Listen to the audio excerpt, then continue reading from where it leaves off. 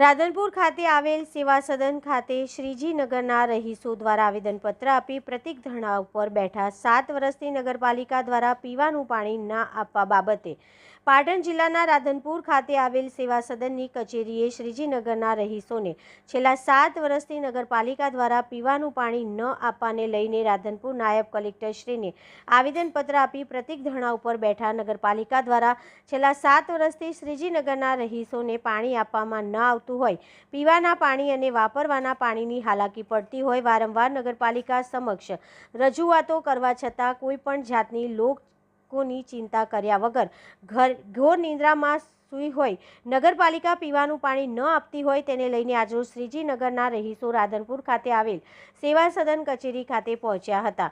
આવેદનપત્ર આપી પ્રતિક ધરણા ઉપર બેઠા હતા. રાધનપુર ખાતે સરકારશ્રીના ખોટા દાવા સાબિત થઈ રહ્યા છે. જળસે નળ યોજનાની વાતો કરતી સરકાર આ પુરાવો લોકોને 7-7 વર્ષ સુધી પીવાનું પાણી ન મળતું હોય, ન છૂટકે ગાંધી ચિંધ્યા માર્ગે લોકોને આંદોલન કરવાની ફરજ પડી હોય, નગરપાલિકાની બેદરકારીના કારણે લોકો પાણી વગર રહી રહ્યા છે. શ્રીજીનગરના રહીશો આંદોલન રાધનપુર શહેર કોંગ્રેસ પ્રમુખ જ્યોતિબેન સુધીએ પણ સમર્થન આપ્યું હતું અને લોકોને પીવાનું પાણી મળી રહે તેના માટે લોકોની સાથે રહી લડત કરવાની ખાતરી આપી હતી અને નગરપાલિકા પાણી આપે તેવી માંગણી પણ કરી હતી. રિપોર્ટર મનુભાઈ ઠક્કર, રાધનપુર, જિલ્લો પાટણ. મારું નામ જ્યોતિબેન ગણપતભાઈ જોશી. હું રાધનપુર મહિલા શહેર પ્રમુખ કોંગ્રેસ. આ લોકો આજે પ્રતિક ધરણા ઉપર બેઠા એ શ્રીજીનગર સોસાયટીનો પ્રશ્ન છે. ત્યાં છેલ્લા 10 વર્ષથી લાઈનો નાખેલી છે પણ એ શોભાના ગાંઠિયા સમાન છે. લોકોને કનેક્શનો આપવામાં આવ્યા છતાં એમને પાણી અપાતું નથી કનેક્શનથી, તો એમના વેરા વસૂલવામાં આવે છે. આ લોકોએ ધારાસભ્યશ્રી, વહીવટદારશ્રી કે ચીફ ઓફિસરશ્રી બધે એમને અરજીઓ કરી, લેખિતમાં આપ્યું પણ કોઈ સાંભળવા તૈયાર નથી. આજે અમારી સાથે એક 75 વર્ષના માજી પણ જે પ્રતિક ધરણામાં બેઠા છે, તો તંત્ર માટે કેટલી શરમજનક વાત છે. અને આ પ્રતિક ધરણા અમે ત્યાં સુધી ચાલુ રાખશું જ્યાં સુધી અમને ન્યાય નહીં મળે.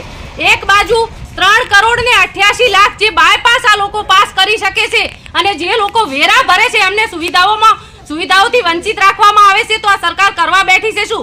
નલ સે જલ યોજનાની વાતો કરે છે તો આ લોકો તો રાડો પાડી રહ્યા છે કે અમને પાણી મળતું નથી, પીવાનું પણ પાણી મળતું નથી. તો નલ સે જલ યોજના ગઈ ક્યાં? એમના ઘરોમાં ગઈ. અને આ લોકોને ન્યાય નહીં મળે ત્યાં સુધી અમે અહીંયા બેસી રહીશું. અને આમાંથી કોઈ પણને કંઈ પણ થયું તો આની જવાબદાર નગરપાલિકા અને કલેક્ટર શ્રી રહેશે. શ્રીજીનગરમાં રહીએ છીએ. હું પૂનમબેન બોલું છું.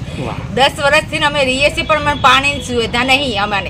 અમે પાણી વગર અમે ચમચમ કરીએ. પાણી અમારે ટેન્કર મંગાવીને અમારે પાણી પીવાનું કરીએ છીએ. અમે ટાંકા બન્યા પણ અમારે પાણી નહીં મળતું. અમે લાઇટનું નહીં અમારે ઠેકાણું, અમારા રોડનું નહીં ઠેકાણું. અમારો રોડ વરસાદ થાય ને તો આટલો ગાળો ગીચર હોય. અમે વરસાદમાં પાણીમાં હેડીએ. અમારે છોકરાને બધા અમારે કેટલું આમ પરિસ્થિતિ થાય છે. અમારે તો કંઈક કરવું તો પડે ને સરકારને.